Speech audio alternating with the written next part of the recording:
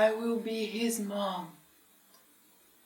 Yes, I'm Caterina, married to Stefano Pirandello.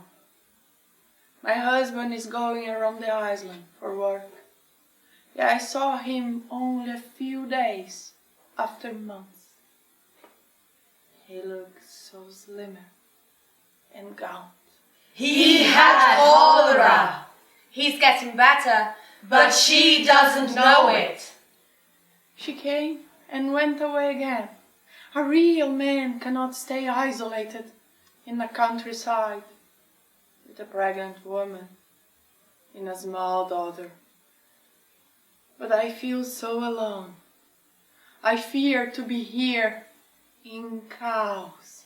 In confusion. Chaos like confusion is the name of this place close to Girgenti. I'm surrounded by great Thoresen olive trees. But I need to be surrounded by my man. I need his furious and violent character. He's never warm with her, and rumor says people talk about on. No, I don't believe that. But sometimes he smells feminine. He smells of woman. Another woman. More women, maybe. He's a man, a Sicilian man, and you a Sicilian wife. You've to be calm, quiet, submissive.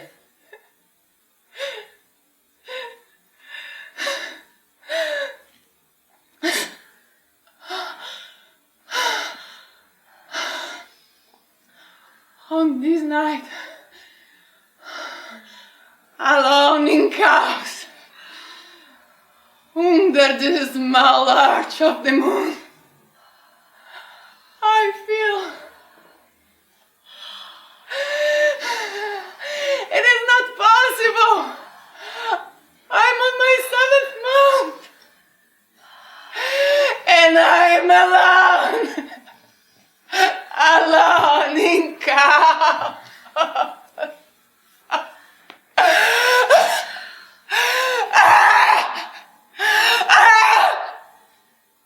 He was born in chaos. He was born before. He was born in loneliness.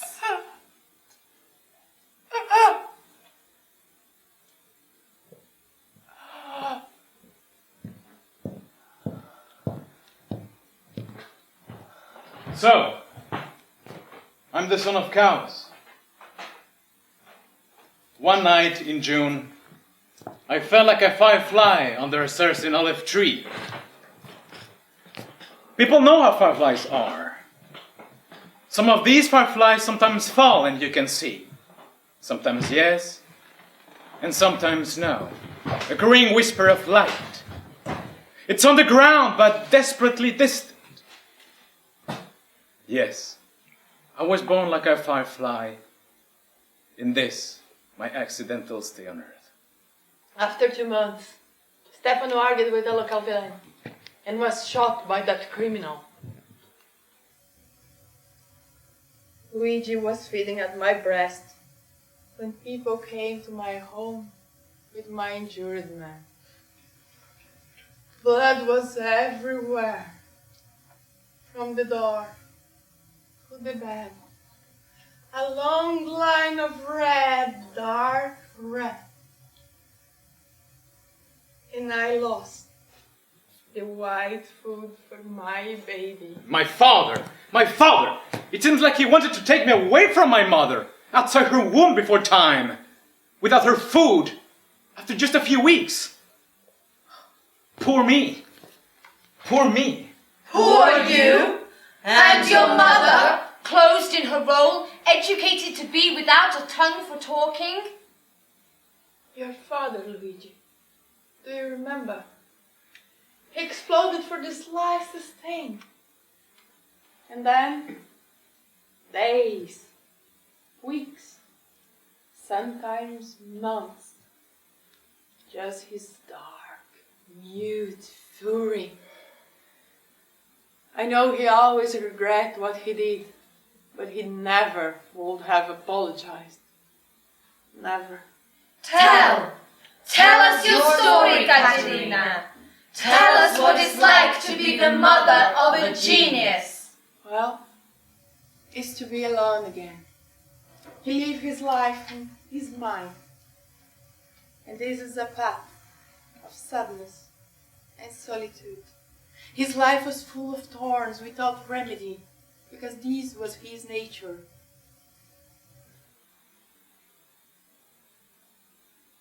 How much I would be happier if he had been less intelligent and able to live the life of the living. I'm sorry. I thought to be different, to be a changeling son. Maria Stella, the maid servant working in your childhood house, told you the story of the changeling son. Your father, your mother, they were friends of Garibaldi, that atheist devil. Maria Stella taught you that we are all surrounded by demons, angels, and ghosts. And you'll never forget her telling stories, will you? Never, never, please. Tell me the fairy tale of the changeling. And I will sing for you the coming fairy tale. The unlucky woman says to you the bitter truth, for you would like believe the never-ending tears.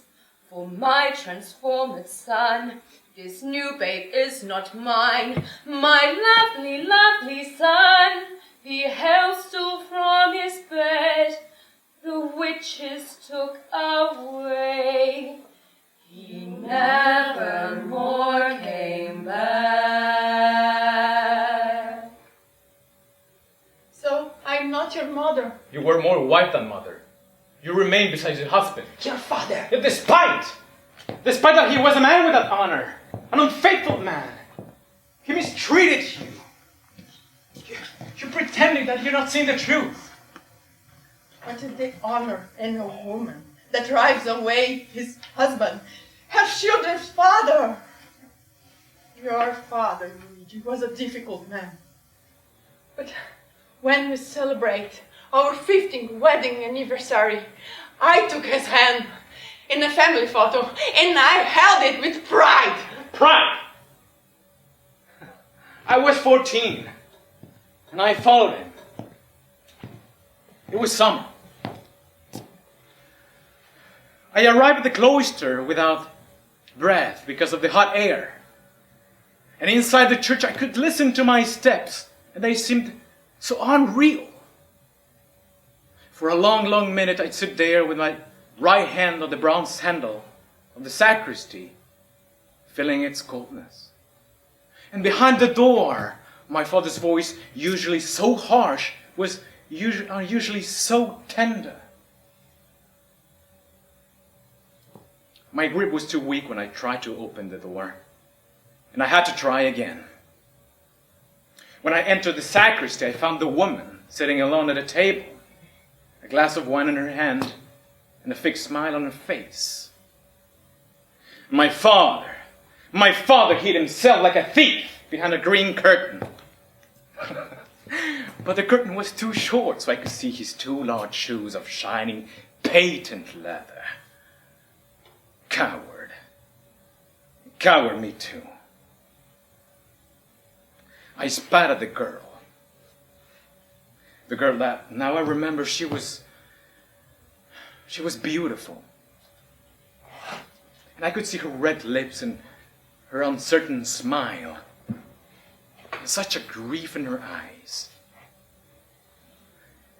I went away, quietly. Only the woman has to pay. Always the woman must pay. Only the woman has to pay. Always the woman must pay. I made a mistake when I spat at the girl. I wasn't able to spit at my father. I would have paid with unhappiness because of his betrayal. even accepted the hell of a married life without ever betraying me. Because betrayal is hard, horrible.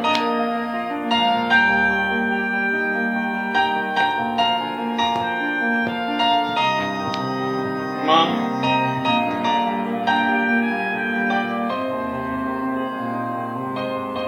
I always loved women. Believe me.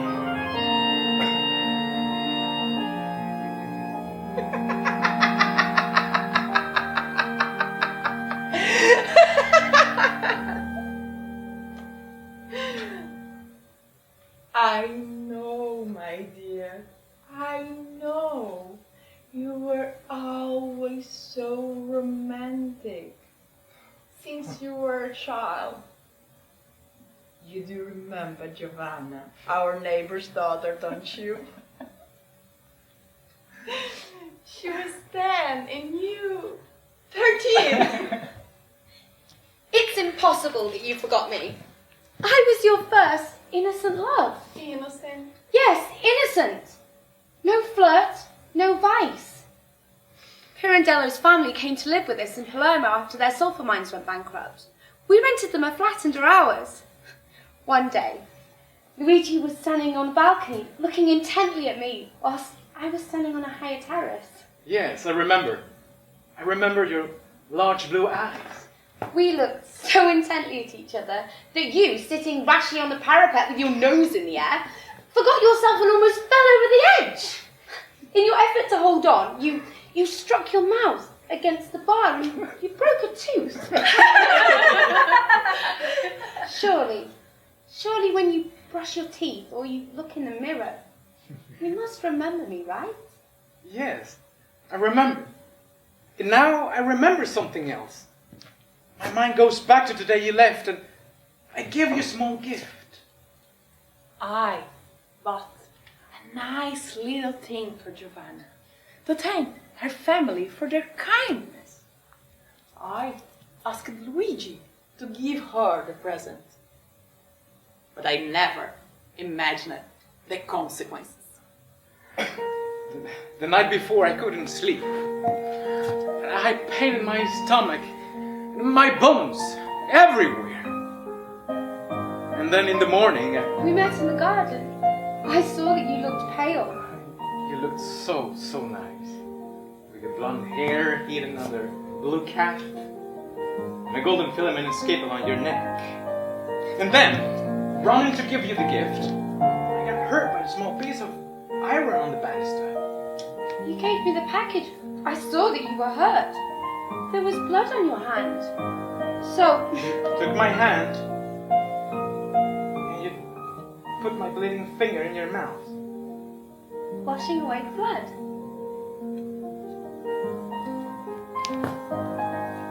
She went away with her family.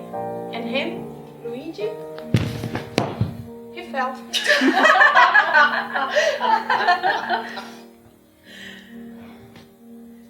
He fell down for days and days with a high fever. Doctor said he was dying. For what? Love? Why, when she returned, you don't want to see her? Instead, closing yourself in your room with fever again. Because I discovered the real nature of love. Suffering. And I didn't want to.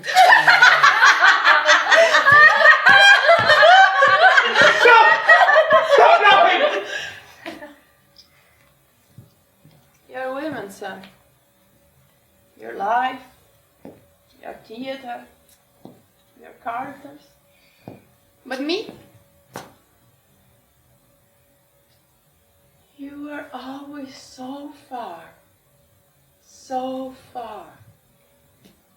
When you went from Germany, and then from Rome, where you live with your wife and her illness, you became, it's true, a changeling sun. The time passed, and Caterina died, without her changeling son close to her. His last words, written in a letter, arrived too late.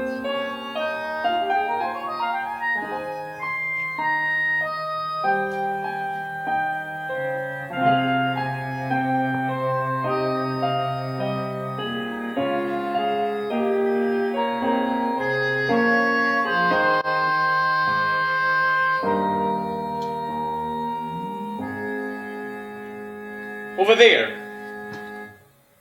in the dark corner of my room, where the shadows start to live, I found an unexpected one, who was only a shadow since yesterday. My mom. Here. When I asked her, "How is it possible, Mom? You, here?" She looks at me with her beautiful young eyes in her old face, and she says yes. She wanted to tell me what she couldn't because of the distance between us before her final parting. Did I have to? I didn't want to, son. Yes, I was tired and I needed to rest. But I didn't want this for you, son. I wanted to run with my old heart to help you in your anxiety. Better for me, better, believe me. My childhood life it's so strange, so living and present that I thought of my last days like a dream. And only my childhood time was real. Son, we give our own life to our children because they leave it for us, hoping we can get something back. But this life that we gave is not our own life anymore. Our life that we receive is our childhood, the distant love of our parents. You were always so distant. Think about me as living. Am I not your living mom yet? Yes, Mom, yes, but it's not that. I'm crying because you cannot give a reality to me anymore. People think that they weep because of their beloved ones that have passed away. No. People weep because of the reality that they have lost in the sentiments of those who died. What am I to you, Mom? Nothing. You are. You are and you will always be my mom. And I was a son. And now I'm not. And I will never be. No more. The sound of the acacia trees in my garden is like the sound of the sea when my mother lived. With feminine flexibility, the foliage follows the wind. From ripple to cloud, they're all slipping in a dream. Well, I become a child again. Maria Stella, do you remember yesterday when we came back from the market? Those guys on St. Peter's Way. Do you remember, Maria Stella? What's the meaning of the words he told you? He told you, ti lavo fare una ficcata con mia. They're not words for a picciolitro, for a child like you, Luigi. Please, Maria Stella, please, tell me the meaning of the words. Do you want to fuck me? Please, Maria Stella, please. It's what a man and a woman do when they're married. Now, go to bed, Luigi.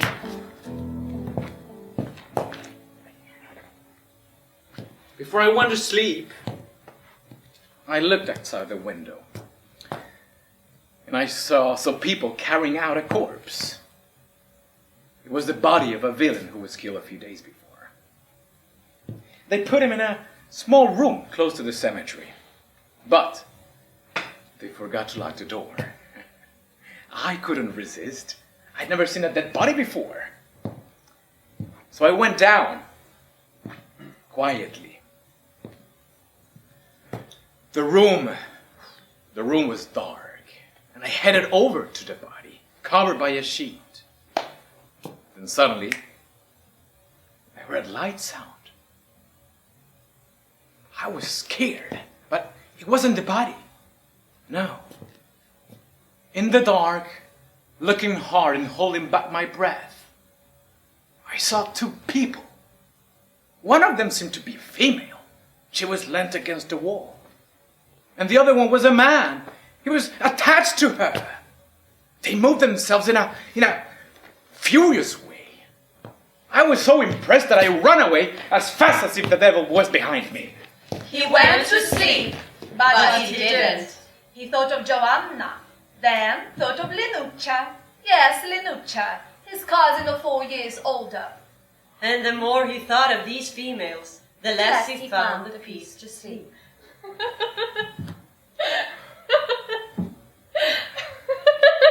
Laugh, Linuccia, laugh! And take a wreath from the smile of my soul! You're so young, Luigi. I'm a woman, and I have many admirers, men, not children. Linuccia, you're so beautiful. Yesterday, when I passed outside your room, the door was left ajar, and you uncovered one small breast. With one hand, you offered it to me, while with the other, you concealed it. I refused the marriage proposal from a good man, noble and honest, a young owner of many fields who fell in love with me, which led him to attempt suicide. But someone saved him. Then, a very rich widower, my mother told me that with this marriage we would have been well off forever. Linuccia's parents didn't agree with this relationship, even Luigi's parents. And together they tried to stop that foolish idea. But I promised my love to you, young cousin. Why? I don't know. But now that my parents and your parents agree to it finally, you have to stop writing, my dear love. Probably it's better for you to go work in your father's sulfur mines, don't you think? Are you happy, my dear? In a few months we'll be married. Attention, Luigi. You have to carefully weigh the sulfur. Don't be distracted. Stay standing throughout the day, under the sun, amongst yelling and insults. And when you return home, you will have no one to force you to take those yellow clothes off. Now, this is not my life. And my father understood. So he decides I'll be a lawyer. After a few years, I marry Lina. Well, I enroll in law studies, but my parents don't know it. I also enroll in literature. I'm a changeling. I'll be a writer, despite Lina. So, I'm going to Palermo University. Please study very quickly. We're going to marry and I'll be yours. Oh, dear Linuccia. Yes, he's so enthusiastic about marrying you. Yes, yes. Passion, so fierce when it was hidden, opposed and mocked, had now lost its fervor. Linuccia, I cannot study if we stay too close. I have to concentrate. So I think it's better if I'm going to Rome University. You can be sure that over there I'm going to have time to finish my exams and come back to you. I'll come back to you, my dear. Very soon. I'll come back.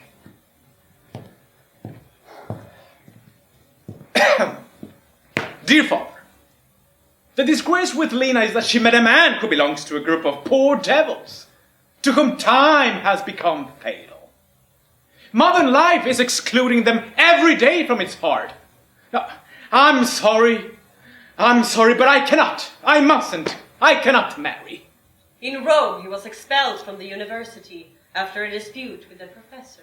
But no panic. Thanks to an intercession letter written by another professor, he was admitted to Bonn University. Still a distance from Sicily and from Lina. He'll come back, but only as a formality. She was ill and desperate because she had understood. You're a traitor! A coward! You want to leave me forever? Say the truth! Say the truth, vile man! Don't leave me! Please, don't leave me. Liar! Liar! The last illusion I had, now it's fallen. Love. I'm sorry. I'm sorry, but I cannot marry this poor ill woman. Like a sister, yes, but... Like a neighbor? Yes. Like a fiancé? No. How many terrible things she said to me. How many scenes I saw. My heart is tortured. What else is left for me? Oh, it would have been better if she were dead.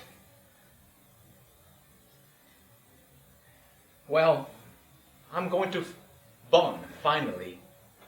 And I will have the time to think about this engagement with Lina. In Germany, he immediately starts to write a poem, to talk about his feelings, about his life. Poor guy. Here I am, in Bonn, Germany, beside the Rhine, hidden under an enormous hat. Thin, ill, gaunt, and I don't eat and I don't sleep. The fog rises from the Rhine during the wet night, as a crowd of blind ghosts are searching the nothingness.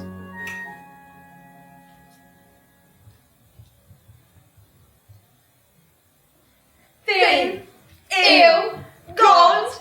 He does indeed. Indeed, he pays for his room And breakfast. Coffee with milk, bread with butter. Morning snack, sandwich. lunch, soup, meat, vegetables, fruit, dessert, and coffee. Afternoon snack, sandwich and beer. Dinner, Meat or fish, salad, cheese, fruit. I cannot eat, I cannot sleep because some hot-blooded little she-devils, they enter my room and they create chaos everywhere. Lino, child, please do not think bad. Here in Germany, it's another way of life. I wouldn't speak to you about shameless women. It's about New Year's Eve in Bonn. All the city is a masquerade. The women are dancing everywhere.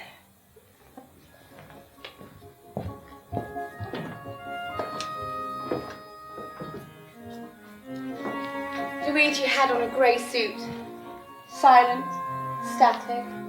He looked like a precious thing on top of a pedestal, or a puppeteer among his actors. I was immediately attracted to him, with those eyes that saw the living like subjects in the incessant drama of reality. I wore a domino and I danced, or rather jumped, or rather trod on the toes of my partner. I was literally forced to dance by a blue mask who latched onto my arms and wouldn't leave me alone during the whole evening.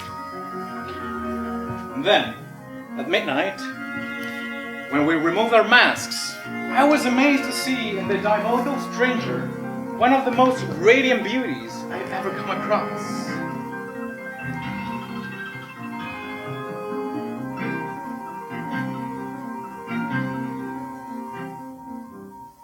She's called Jenny Lander, and she's 20 years old. Come with me, Luigi, to my home. My mother rents a room. You can stay close to university and close to me. You come down to me secretly at night by the wooden staircase. And how could I tell you, go back to your cold bed, if you come to bring me the pleasure of healthy limbs? And if you come down to me willingly, and I'm waiting for you, and if this love is worth to you more than anything else. I have made no promises to you, and I think, tomorrow, if this love is dashed, what will ever be true for her? As I talk to you about Italy in its sunshine, your dear eyes half close. You see through my vivid words smiling cities, countryside, and beaches. Then suddenly, it's I who am Italy to you. With a cry and a kiss, anxiously I call you back.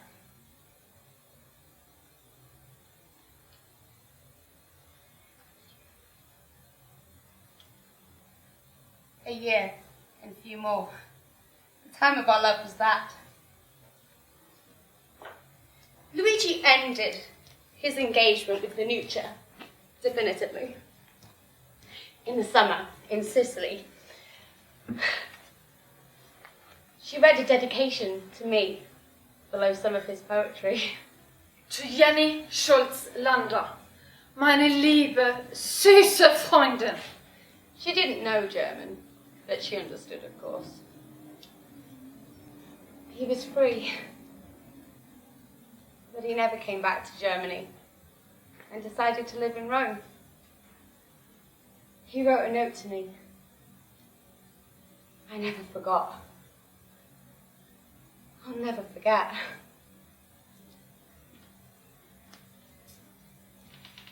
"40 years later, in America, I was married. I was working as a writer. You had become a celebrity. I wrote a note to you. I wish to see you again, if only for a moment. But you refused." In Rome, he started his life as a writer, thanks to his family's economic support. After a year, he received a letter from his father, asking him whether he would agree on marrying the daughter of Collegio Portolano, his business partner in the sulfur mines. To meet the girl, Antonietta, Luigi left for Agrigento. Yes, I think she would make a suitable wife. In Sicily we say how one has to be the perfect wife. Rich, religious, and ugly. Antonietta was rich, religious, but beautiful. And she fell in love with me. Yes, I fell in love with you. Really, I gave myself and my dowry, hoping only to be your wife. I was educated by a religious school for that, to be a good, simple, honest wife and nothing else. Instead, you wanted something more, and use.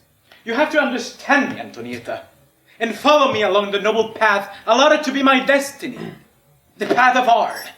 Your love will make up for the sadness that love and art often brings. You will be the fountain from which I draw energy and vivacity in times of anguish. You tried to involve me in your passion, art and writing, but I was almost terrified by your words. I didn't understand your intellectual and contorted thoughts. I want to make you a perfect woman, Antonietta. Please, trust me. I believe that I'm able to unite the two supreme ideals, art and love. That was not true.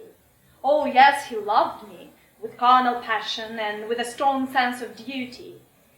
But I chose to love the wrong Luigi, because, believe me, there were two. My dear Antonietta, it's almost like if there were two people inside of me. You know the one very well, but even I hardly know the other one. I mean that I consist of one big self and one little self. And these two gentlemen are constantly fighting each other.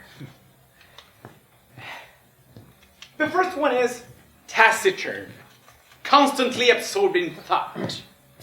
And the second one jokes, laughs, talks with facility, and even makes other people laugh. I naturally prefer the first one. I mean my big self. I adapt myself to it, and I pity the second one, who is basically just a normal being like all others, and with its virtues and its defects. Which one will you love more, Antonietta? Here lies the secret of her happiness. I couldn't choose your big self. What was your hope for a simple woman like me? Why did I have to follow your contortions, your elaborated mental schemes? I was happy in our first years because of our 3 children, because I was important for everyday life. With my dowry, which your father invested to his sulfur mines, we had a monthly interest.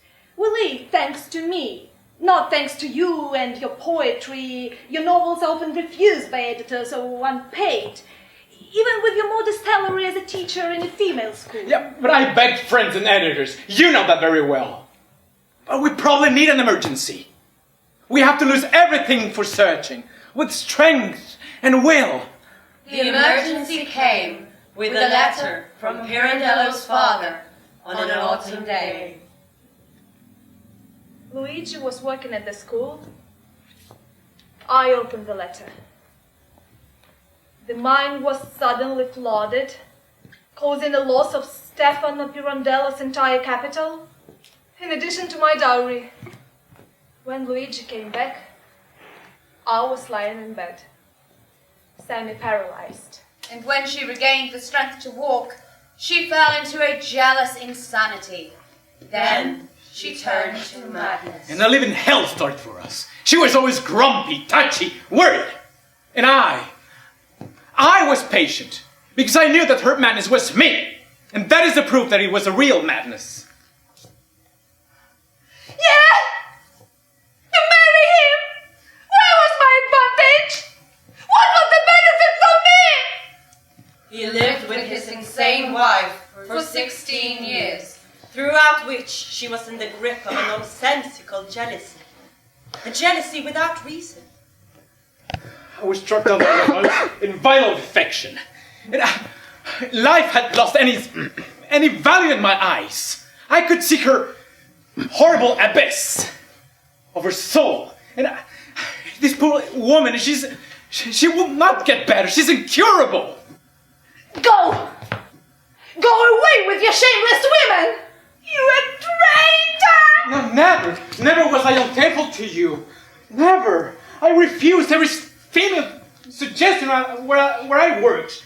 And in order to avoid your scenes, I announced the exact time of my arrivals and departures. And I accepted that you spied on me from behind the trees. And you gave me the right money for the tram, the newspapers, and the cigars. And yes, at night I started to write short novels about my sad life and your absurd jealousy, until my novel delayed Mattia Pascal, a global success. The novel that I wrote in our bedroom in half darkness, while you were sleeping in the bed, and I was filling paper after paper with my sadness, my desperation, and my desire to go away forever. Luigi, where are you? I'm here. I'm writing. To whom? To your horse?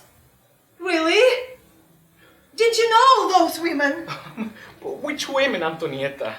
Those you're writing to. What fantasies are you getting into your head? I'm writing fantasies from my mind. They don't exist. They exist! They exist! But where, for God's sake? You just sat in your mind.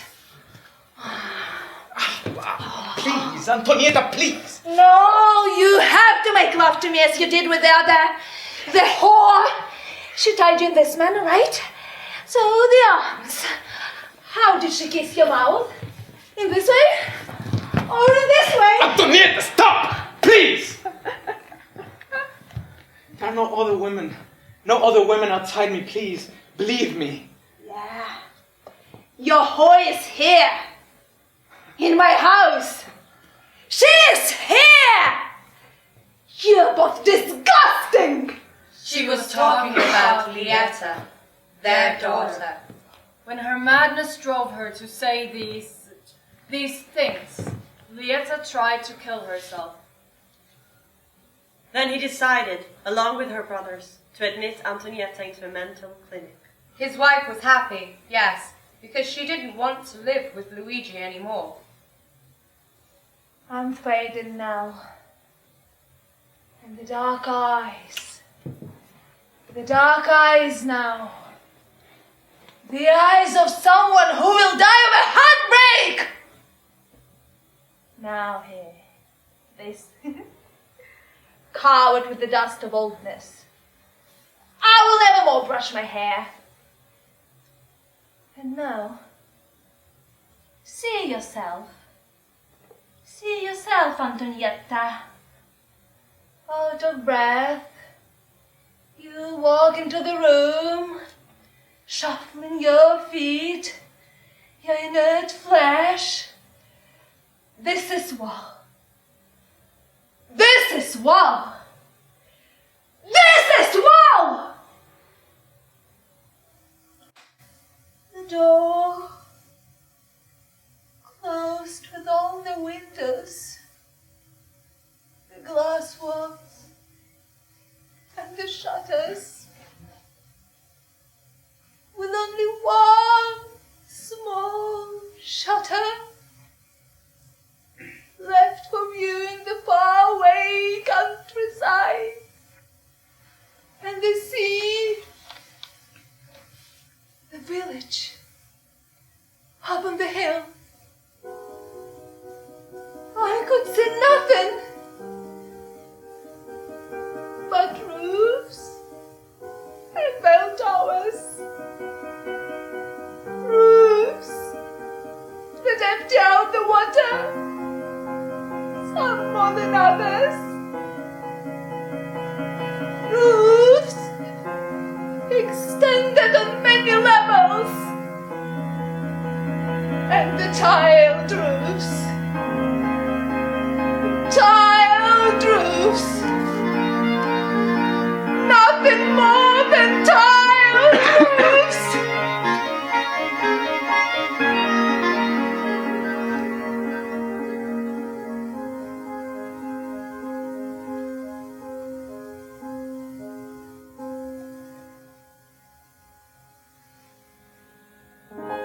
Fault and madness, love and disillusion, form and reality.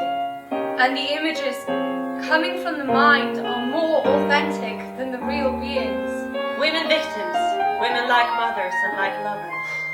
Where is it, Luigi? Your path to find love and art together, finally. He started to write for the stage after his wife's madness, or because of that.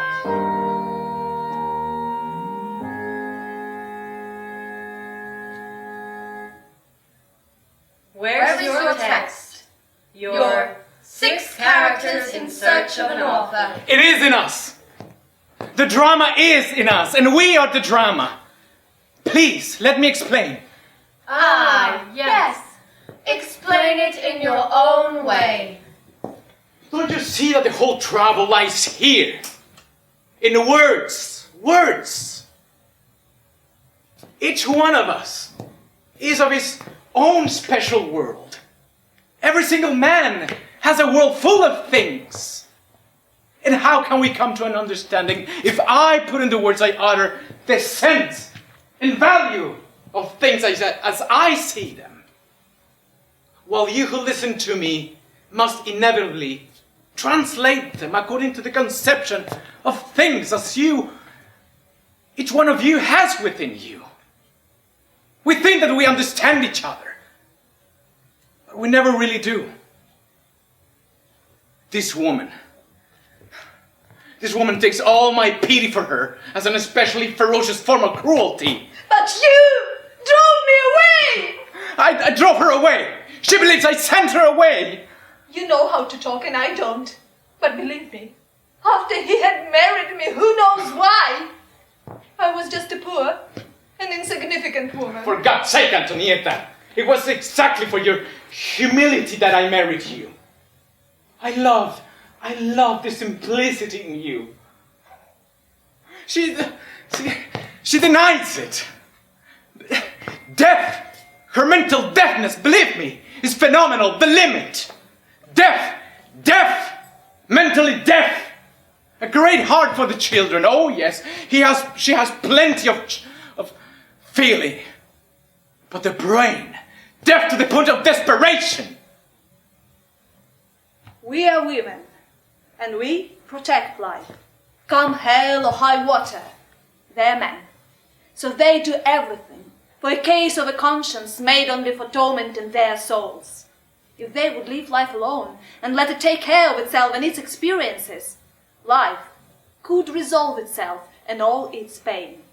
Think how many terrible things women are able to suffer. Man cannot do it. It seems written by a woman, doesn't it? No, he wrote it in his play called No One Knows How. He went crazy for that. No, I wasn't insane. I wasn't. It was him. It was him! Well, I will physically die in this mental asylum 40 years later, in December 1959, 23 years after Pirandello's death. When will I find my mother and lover? When will I find my muse? So Luigi thought. To be sure of the result, he started to put his plays onto the stage and was sometimes involved as capocomico, director for his friends' plays. Something was about to happen.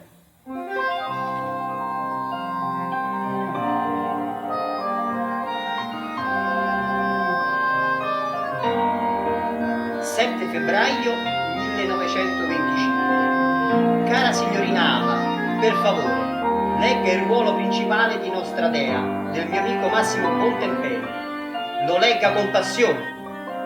February the 7th, 1925. Dear Miss Abba, please learn the leading role of our goddess by my friend Massimo Bontempelli. Learn it with passion. E sia certa che lo spettacolo avrà il supporto di una prestigiosa messa in scena. And you can be assured that the performance will have all the support of a prestigious staging. I arrived in Rome with my mother.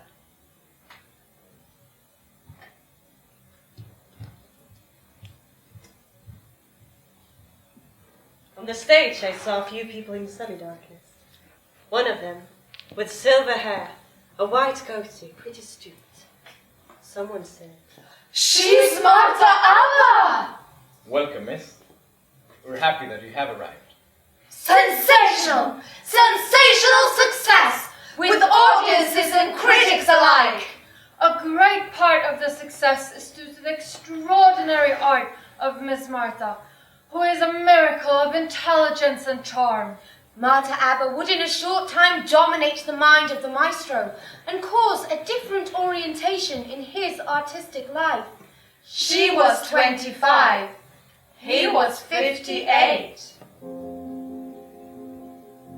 months and months of shows with his theatre of arts company, with several repeat performances in Italy, Germany, France, South America. And he began to write for me. Just for me. And him. He was the male character, of course. Yes, all male characters were him, in a sort of parallel life with me. Marta and Luigi, in all kinds of shades. We are no more living beings. We are so much more. We are characters, finally. We both have become immortal.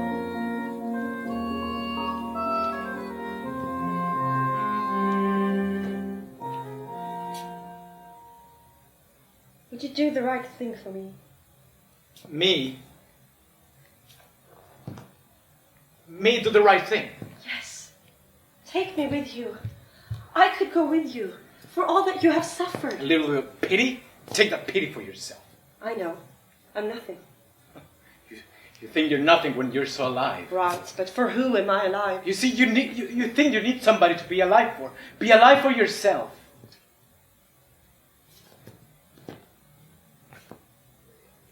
I have this body that I hate now. How is it possible? The body is you. No, it's only what people say, what people see, and extraneous. I didn't make this body myself. It came to me by someone that I always felt a stranger, my father. God, what are you saying? That life mustn't retake me. No matter what, it mustn't retake me. It is not up to us. No, but it is up to us when it mustn't. No matter what, it mustn't. So let's say it once and for all. I really lived his characters, always, continually, forever. And yet, since that time, and already today, when I'm past 2, people follow the love's ghost that wasn't and don't see the living love story that expressed itself here, on the stage. Because a young woman like me was able to feel nothing but adoration and respect for a genius and a poet like him. Nothing but adoration and respect. Of course, if only he wished. Maybe. Exactly. That heartbreaking night in October 1926, in that hotel in Como, what happened? They were on tour. She went into his room one night in the hotel. It seems that he refused her. He didn't get her, despite his love.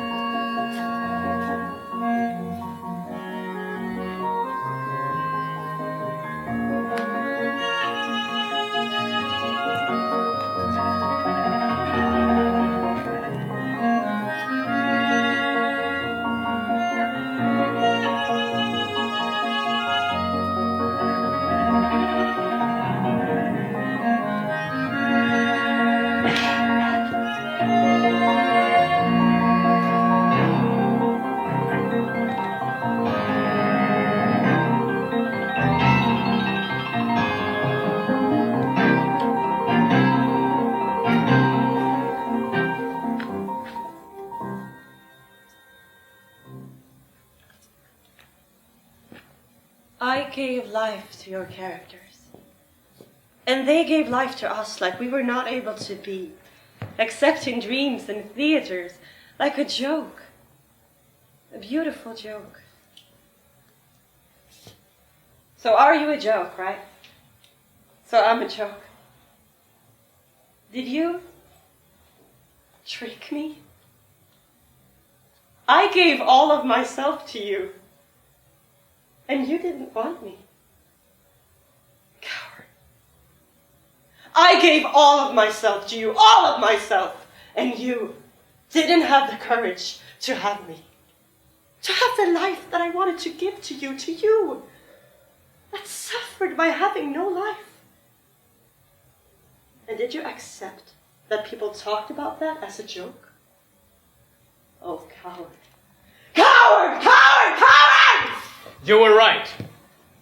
You were ready for everything. But you didn't understand. This terrible thing happens when you're older. You don't know it, but you took my last living moment.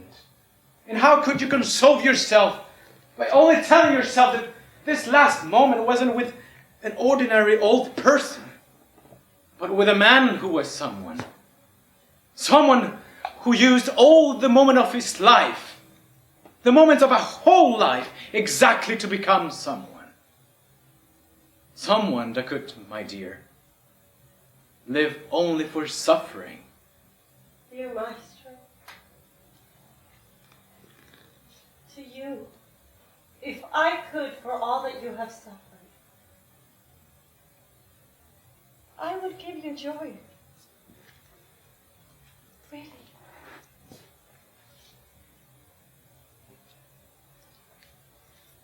I finished my work with this Theatre of Arts company, and now I manage mine. Few called applause and few proceeds, and the critics. Pirandello and his impudent puppets! Where is the plot? Where are the great characters? Only a set of pathological situations. The dialogues cut and with bent in pauses. The characters are not humans, but only marionettes. And the new actress, the Revelation Marta Abba, After her great debut in Our Goddess, she's become the victim of Pirandello's egoism. She couldn't improve her skills. She's closed herself in Pirandello's It's character. enough! Marta, the presumption of these drama critics, the absolute of what they believe are the only guardians, it's so stupid. This is our country. This is Italy, Marta. We have to go away for some time. Here, you see nothing but everybody tearing each other to pieces. Politics pervades everything. Slander and calumny are the weapons that everybody uses. Life in Italy has become unbearable. Out, far away. Dear Maestro, yes, out, far away from Italy. But I was so tired. I'm so tired too, my Marta. But I'm young, in my heart, in my mind. People can't deny this truth, but you have to believe in that.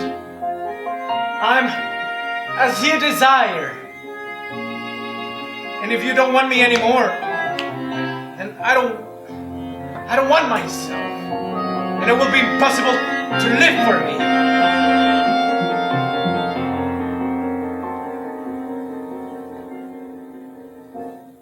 I was tired and upset, like I wasn't in my life. I didn't know what to do or where I was able to go. In that terrible night, it felt like my life was hung over a worrying abyss. He talked about his wife, how she was, what she was for him in the only year that he got her. And he talked with such great pain that I started to weep. Thinking only of my tears, of my despair. My body was there, and I allowed his hug, so strong a hug that I lost my breath. I said, "Look at me." Right into my eyes, deep within them. They have no longer seen for me, these eyes. They are no longer mine, not even to myself. They have been like these in yours, always. And in there I was born, as you saw me. I said, here I am. I'm yours. In my life, nothing is mine. Make me as you desire me. I have no memory. Give me all of your memories. Give me all of your treasured memories. And they will come alive again. With all your life. With all your love. She was always named the Promise by the best of Italian critics. I am always treated without respect from these mercenaries that are bought in every way. And the art became a torture. My dear Marta, your mind is unsettled, and your words full of bitterness. They hate you because you are an artist. They hate you because you want respect. Respect. Respect. Respect for female dignity is often loneliness. Yes. Because in this way, people see a woman, right? Right. But you weren't able to see a woman like me. I know why. Because I had to be able to encourage, excite, provoke you. You men. Publics, critics, producers, actors, you men! I see very well the kind of woman that all of you like, and this is how you reduce her, as a monstrous disgrace. Don't look so surprised because I'm speaking. I am not a holy woman. I'm the way that I am because I know. I knew and I saw that disgrace every day in those women's eyes. Oh my God. In the old women's manners too. These women were able to express every feeling with their faces. Happiness, suffering, and the wonder of living. But they made a mask with their faces. A mask painted with the one true ugly thing. Vice, obscenity. Would you want the same for your woman? Really? So must she be indecent, impudent, immoral. No one wanted me because I'm the way that I am. But shouldn't this be the greatest reward for a man? To have a woman, a real woman beside him. The reward, the true discretion, the carefulness of who keeps the secret. Because she saw before and knows now the life of her confident man. In this carefulness of the heart, there is not a common moral law. No legal rules, no one's opinion. Because she can even absolve in her soul a crime, or can instead condemn what people agree on. The mother and the lover. The lover who becomes a mother and then says, tapping her man on the shoulder as if he was a child, stop, it's enough. Be a real man. Now learn to see something else in both yourself and me. Mother, lover, who is I for you, Maestro? Look at me. You were a mother, because I never forgot my mother. And I always wrote about mothers. Do you remember some of my last ones, Marta? Do you remember Sara in my play Lazarus? Or La Spera in The New Colony? Public and critics didn't like and didn't understand them. Theatre of myth, unintelligible for common people. Women became goddesses.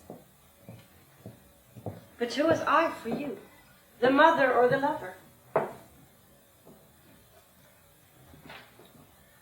My dear Marta, I haven't received your letters for 2 days. I cannot stop myself from writing to you. I could deprive myself of that, but only if you want. I'm waiting for your answer, Marta. I hope tomorrow. Goodbye, Luigi. P.S. I threw away my surname Pirandello because it was an intolerable weight for me when writing to you, but if you want, I'll write my complete signature. Pirandello wrote Marta Abba 552 letters in 10 years. The mother and the lover too. Marta Abba wrote Pirandello 206 letters. Maybe some letters were lost. Others destroyed by Pirandello himself because of the insistent request of Marta. My dear Marta, tell me your love. This is the fury of my passion for you. Dear Maestro, yesterday night's performance was a success, and please remember to rip the letter up. My Marta, our sentiment cannot only become affection. No human being ever hung up his life on another creature as I'm doing it with you. Dear Maestro, I'm here with my mother and my father waiting for our breakfast in the restaurant of the hotel. And remember to throw my letter away. Dear Marta, you're my whole life. How I desire you. I'm yours, completely yours, only yours. Dear Maestro, please, stop with needless words and rip the letter up. Dear Marta, my dear Marta, you'll never find in this world a love greater than mine. I kiss you with all my soul. Dear Maestro, don't forget to throw all of my letters away. My dear Marta, finally this morning I received a letter from you, but signed Marta Abba. Who knows, I might have made a mistake and mixed up Marta with another Marta. I think that you did it because in my last letters I signed only with my first name. If I was wrong, please forgive me. In my present life, nobody's thinking about me without my surname or my role as a professor or father. And now, as a Nobel Prize man.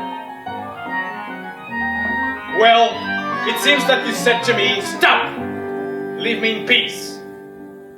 If it's so, tell me the truth. Perhaps for that you never liked my play. I'm dreaming, but am I? I will never see you acting in this play. You hated this play. It was true. Marta didn't put this play on stage. And she didn't want to speak of it. Ever.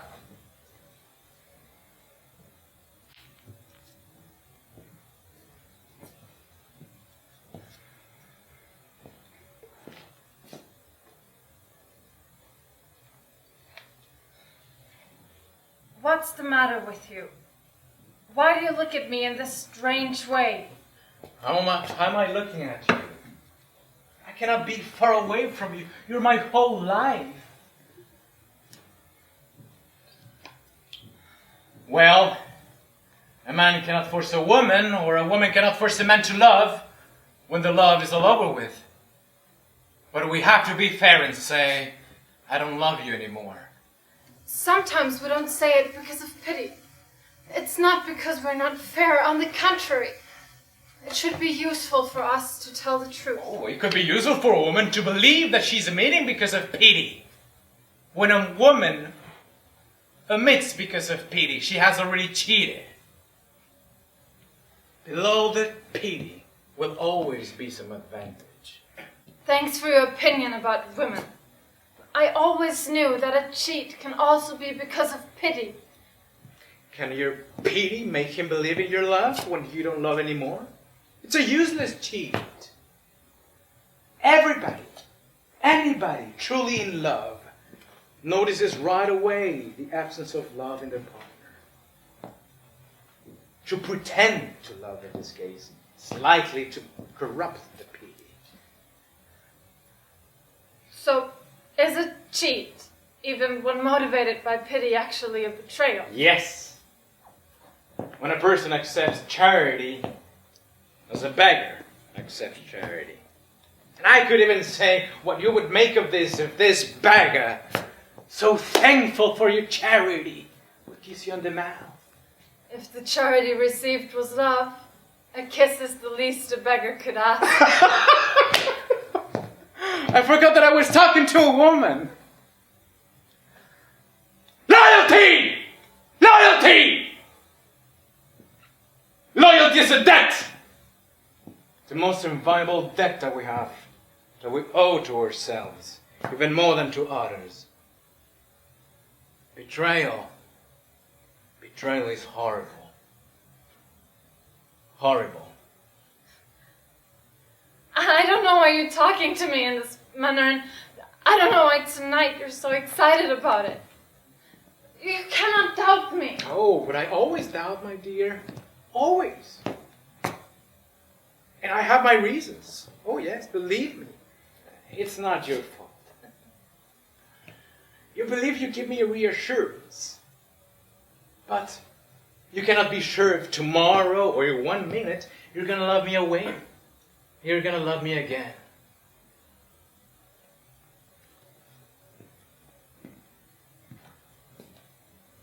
Look at me.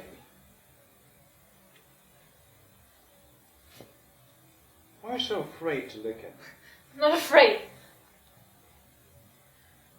Just a minute ago you said that no one can force another person to feel love if this love has finished. I want only that you reason with me. But I reason, my love. I always reason with you. I reason again and again to give you pleasure. And I understand that you need an explanation from me to understand the perfect use of my mind. I understand everything very well, as long as the flame of my spirit's alight only here. And I understand that your love can die as soon as it was born. I could even tell what you would make. You would change direction on your way because of an unexpected meeting, or sparkle and sudden desire, or an uncontrollable sexual desire, maybe. What are you saying? We're able to reason, and reason calls us back. To what? To duty. The reason doesn't allow how life takes But us. love always takes! Why do I have to say that?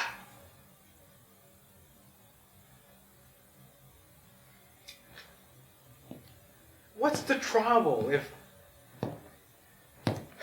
the hard white heat burns? You have no idea what ghastly smoke can rise from the burning heart and blood, and what terrible night can climb down to the mind because of this smoke. The storm. And you lose the reason. Now, do you want to prevent the storm that strikes your home with thunder and lightning that could kill you?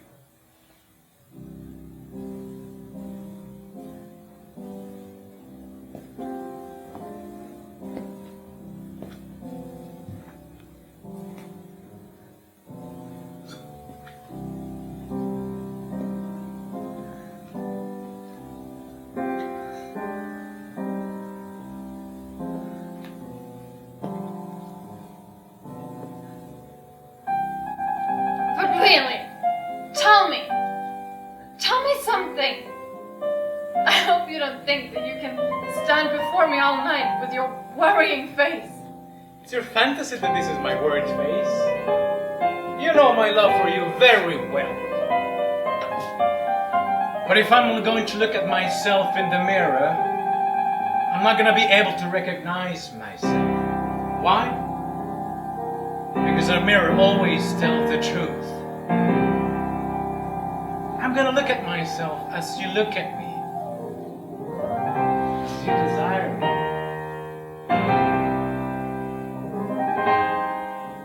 A dishonest conscience is always terrified by a mirror.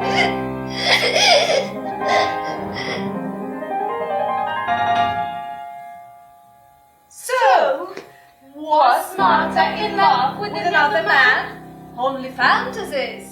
Only theatre.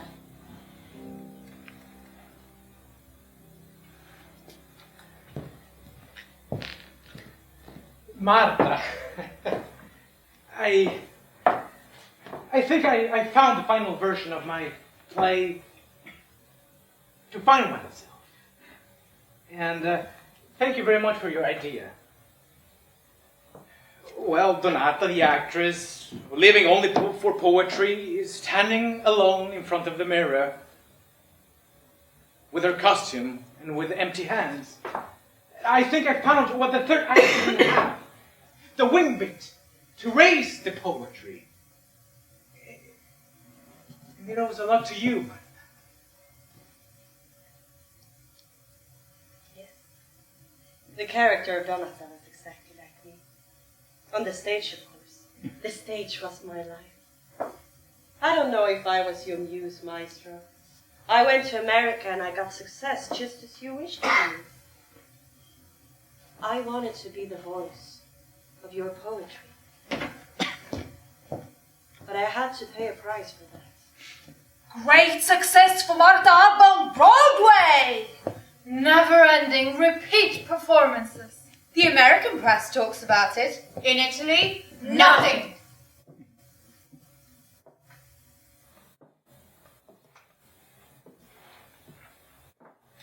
Marta, your dear letter of November the 25th arrived, finally. When will you get my letter? If I think of your distance, I'm very quickly falling into my horrible solitude. I'm inside a frantic abyss. You asked about me. I'm alone, like a dog. I never wrote again. Humanity doesn't deserve my work. People only think to become more stupid and beastly and contentious over and over again. The souls are opposing each other. But in the secret of my heart, there is a real and profound reason destroying me in the silence and in the meaningless. There was once a voice close to me. It disappeared. I know that you've won and that you're happy. These are the only good thoughts for me. A great hug with all my heart. Your maestro.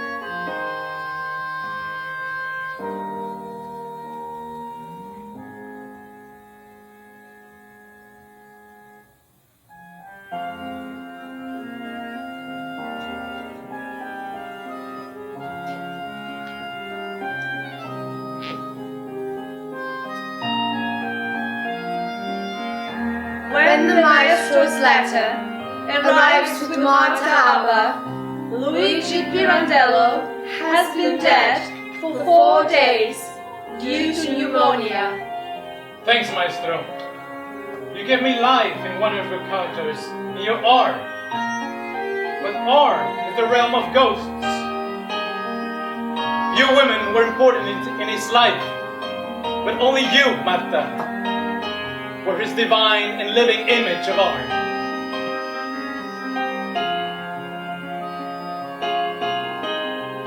After the death of the maestro, Marta decided to continue working in America. 2 years later, she married a rich American businessman who persuaded her to leave the theatre. 14 years later, she divorced him and returned to Italy. But the theatre in Italy was over for Marta Abba. She didn't work anymore. So, was Marta the muse, the goddess that Pirandello searched for all his life? And what about his last, mysterious, unfinished play, The Mountain Giants? The end appeared in his mind the night before he died. And the last words he wrote were, I fear. So, we're going to put onto the stage The Mountain Giants, the epilogue of Pirandello's life. Narrated by Lesley.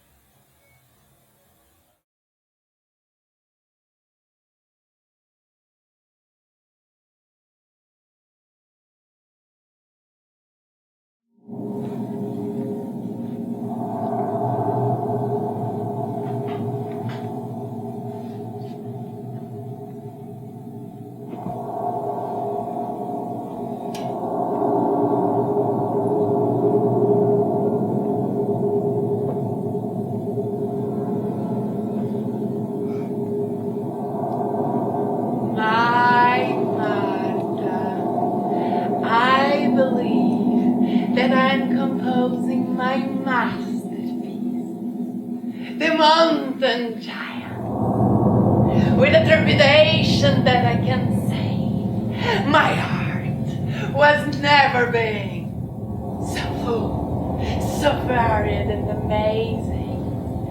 I'm writing with my mind, focusing on you, my divine image.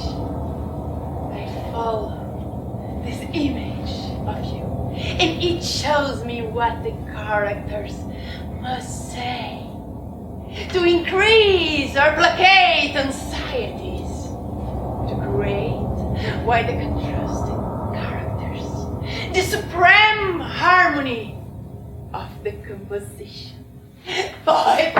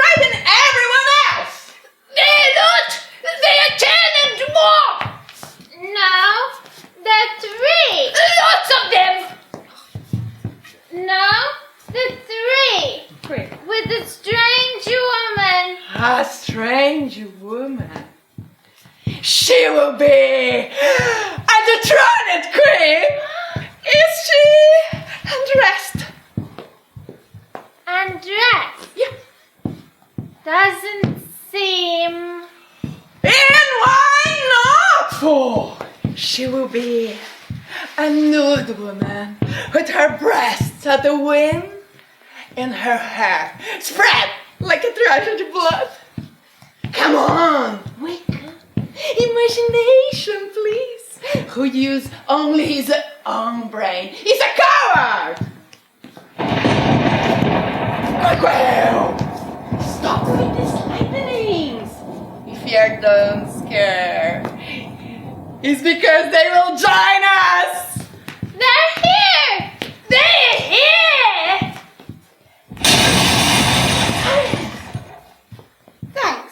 Thanks. Thanks for what? For your signals. For helping us with the right path. It's curious. We made the ghosts to scare people, and they had fun. Ghosts?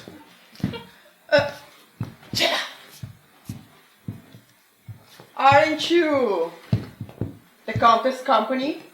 What's left of her, the remnants? We are, thank God, the pillars. And this young man here is a count. Welcome, Count. I'm a count without countship and without money, yes. Don't humiliate yourself. No, I talk like that. Because of hunger and weariness. You find here a place to rest and, yes, to eat too, I believe. The fire is out in the kitchen. Out! Maja, we can turn it on in a second, but tell us who they are. Yes, immediately. Where's the Countess? Oh, she's over there on the ground. She's tired. She can't stand.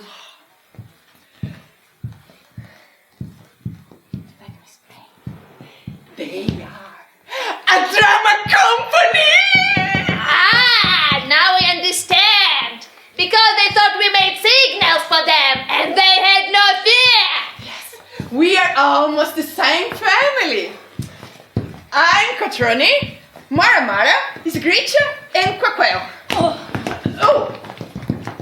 Sorry, Count, you didn't need help with the Countess? No, thanks. It's fine. Sorry, where's the hotel and the theatre where we're to stay?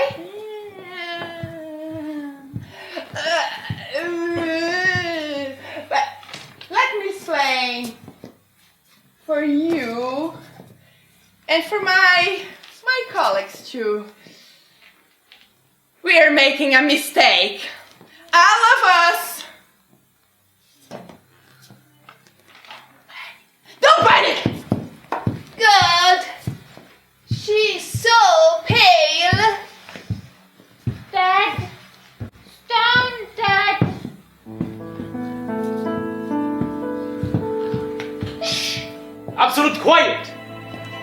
Please!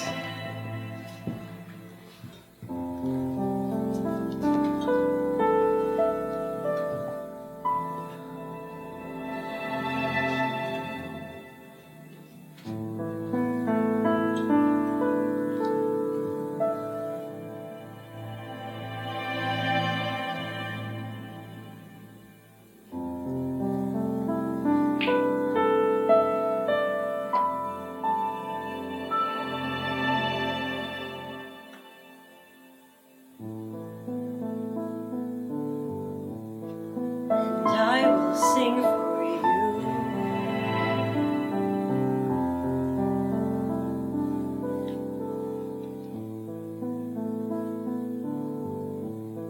The calming fairy tale.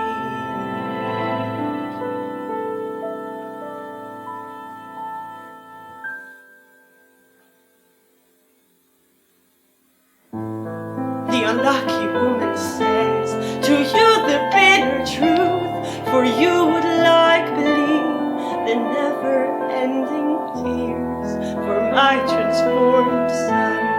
The new baby's not mine, my lovely, lovely son. The hell stole from his bed, the witches took away, he never more came back.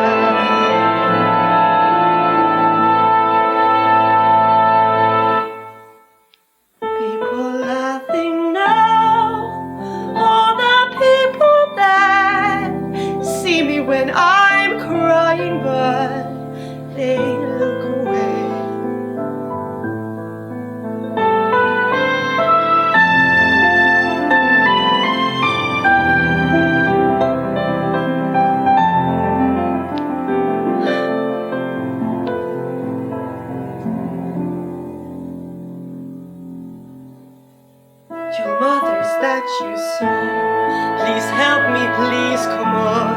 the only simple truth. Please let two people know. Daughters of the land, witches of the wind, witches of the night, they come with mom and groan and frightful laments and war.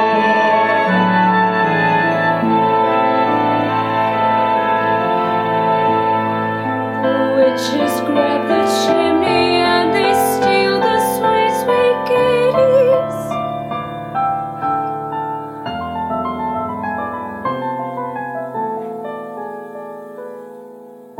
So the mother sang for you.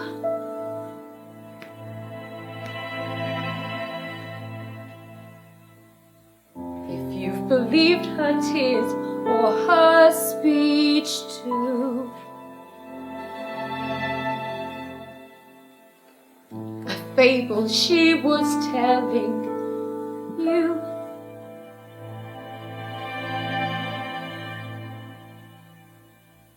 About her changeling son and how forever she'll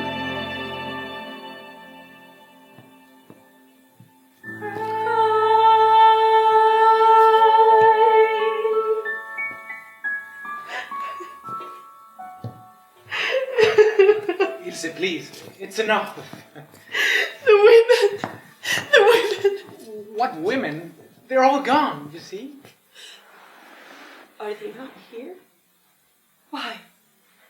Where did you bring me? Well, we have just arrived and we're gonna ask around. But Ilse, dear, you were singing and acting so well.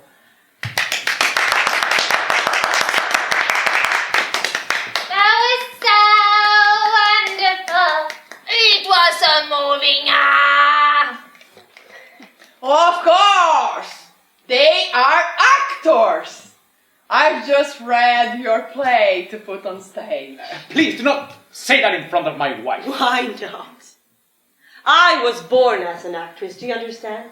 He's not. Me, yes.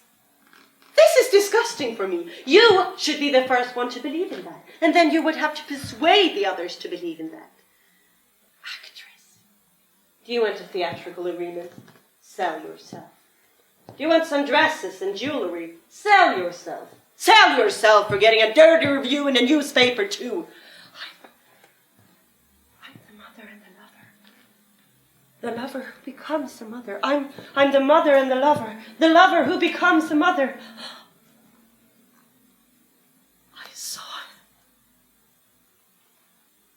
I saw my poet hanging from a tree.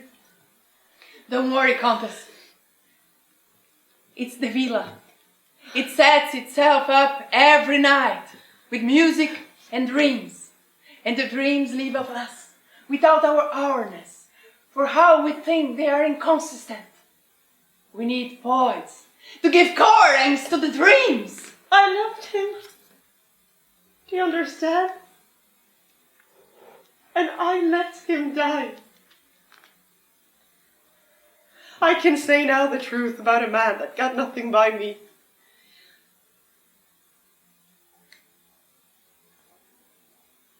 It seems a dream to me.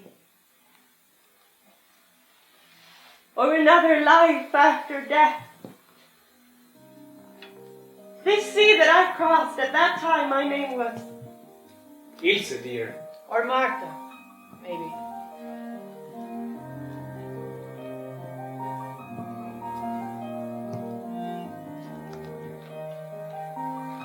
I left a good impression about me on the stage. One day, a poet came to read me a poem he was writing. Just for me, he said. The poem was so beautiful that, yes, I inflamed for it. But I understood very well that the poet wanted to attract me at my previous life with his charming poem. Not for the poem itself, but to get to me. So I understood that if I disillusioned him, he would have never finished his work. Because of the beauty of the poem, I nurtured his hope until the end. when the work was finished, I pulled myself back from that flame.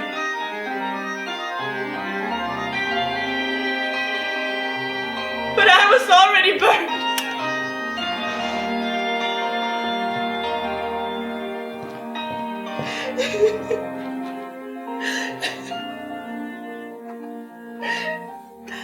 And now I have to give to his poem the life that he has lost because of me.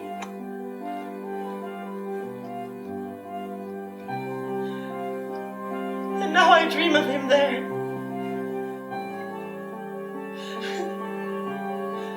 Hanging. Is the quality of our villa.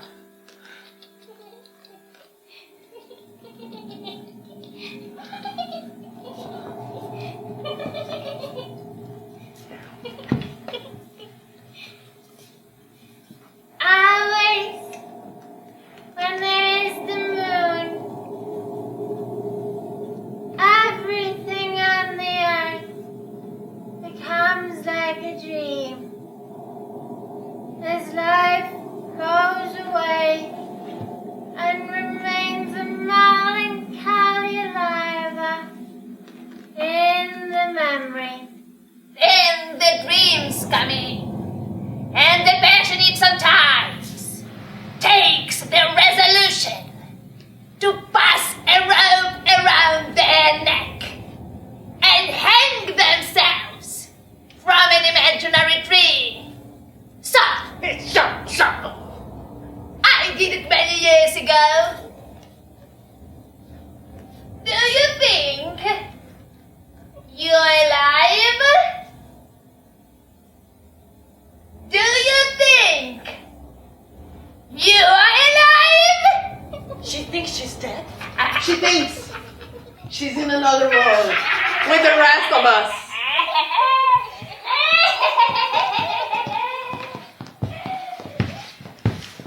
Maybe it's damning for you, having to recite words written with the sentiment of the one who killed himself for the same words. Words written to a mother. He didn't think of you as a mother when he wrote for you. Not even his lover, after all. Probably the ideal of the mother and the lover too. But back to us. Here it is. I have an idea for you. I know where you can go to put on stage your play if you really don't want to stay here with us. Today, there is a celebration with a huge wedding party, with a union for the two families of the mountain giants. Giants? They are so called because they are powerful people. I propose that I present you to them. We will go with you because you need to understand how to handle them. But now, the problem is another. How you want to represent the play? Don't the giants own a theatre up there? I'm not talking about a theater. I'm thinking about your work, what you want to represent. I don't remember. How many characters are there? Like 30, around 30. Oh, it takes a lot of courage to claim that you have everything you need with just 3 of you. One needs a whole 30 people to present it. We're all the leading roles. The difficulty is not the leading roles. The charm is more important. We need the magical attraction for the tale. Of course, yes. When I was reading it, I felt fascinated. This poem was written and created to live here. Sorry, dear, but a human pride is an imbecile. Other beings are living on Earth, beings that people don't perceive, only for the 5 limited senses we have. If you look at life with only the 5 normal senses, I advise you, you will understand nothing here. We're out of the normal and natural limits, thank God. Those puppets, for example. If the spirit that they perform incorporates itself on them, we are going to see those puppets move and talk by themselves. The true miracle will never be the performance, but the fantasy of the poet translated on stage in a fake reality. Attention! Only fake is what people usually do on theater. Your job! I'd be curious to see this miracle. Oh, you will be curious. We don't see these miracles only by curiosity. We need to believe as the kids.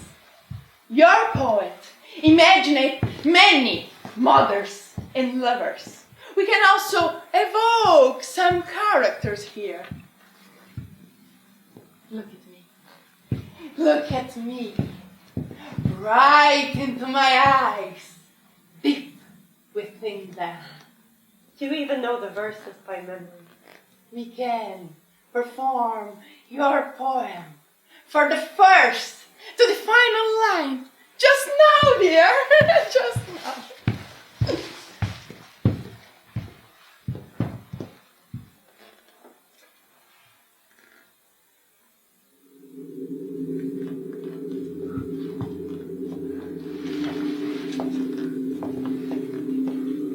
So, take me, if I cannot be useful for you anymore.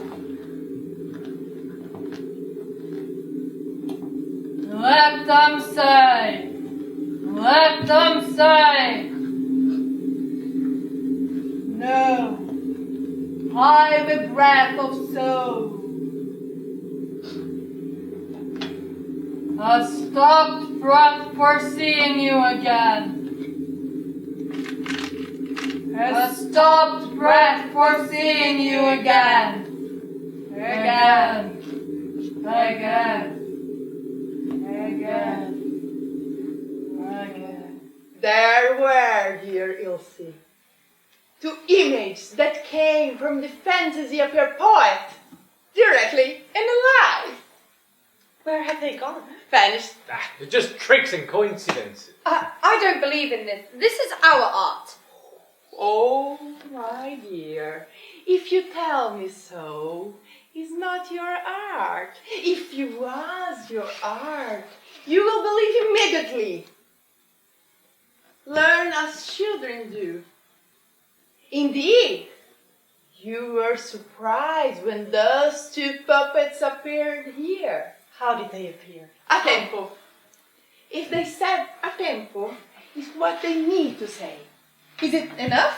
I gave you the proof that your poem can live only here. But you want to bring your poet, his words, in the middle of humanity, of the servants of the giants. So, beat!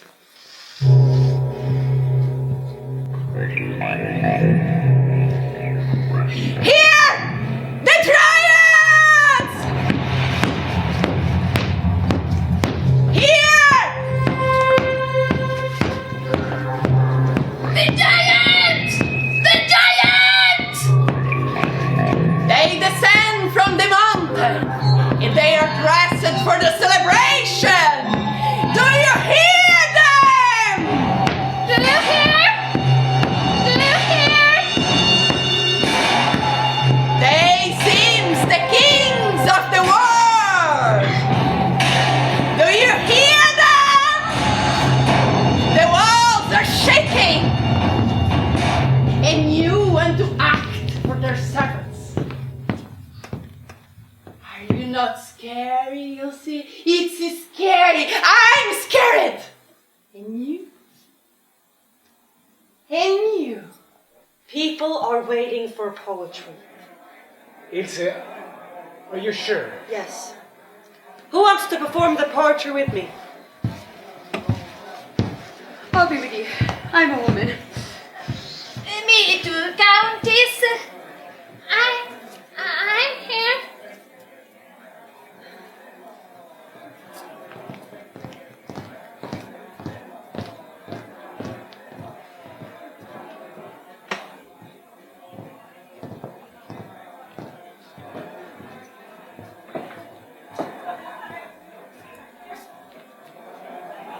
The lover and the mother. The lover who becomes a mother. Now, learn to see something else in me. Let them say. They offended me when they desired me. Now that they despise me, they don't offend me anymore. So for me, it is better to be despised. Because I've got my child, and it's enough for me. The lover and the mother. The lover who becomes a mother. Now, learn to see something else in me. I'm not here anymore. I'm not here. I'm a breath of soul. A stopped breath for seeing you again. Do you think I'm destroyed? No, I'm there. Where is my son? Where is all my love? I'm in him, and I gave him my life. Lisa, please, stop, it's enough. I promised to him, to my poet. Let me go. The lover and the mother. The lover who becomes a mother. Now, learn to see something else in me. I always saved my pride for being an actress who wants to win only for a merit. And I thought that my art, so different in an eye, would be enough to win.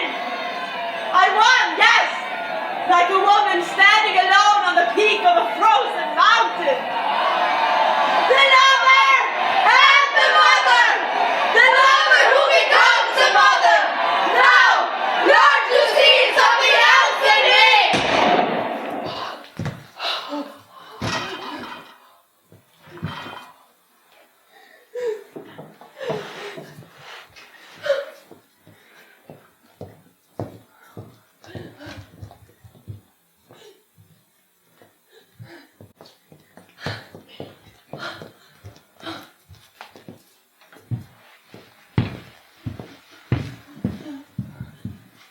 After all, yes, it had to be in this way.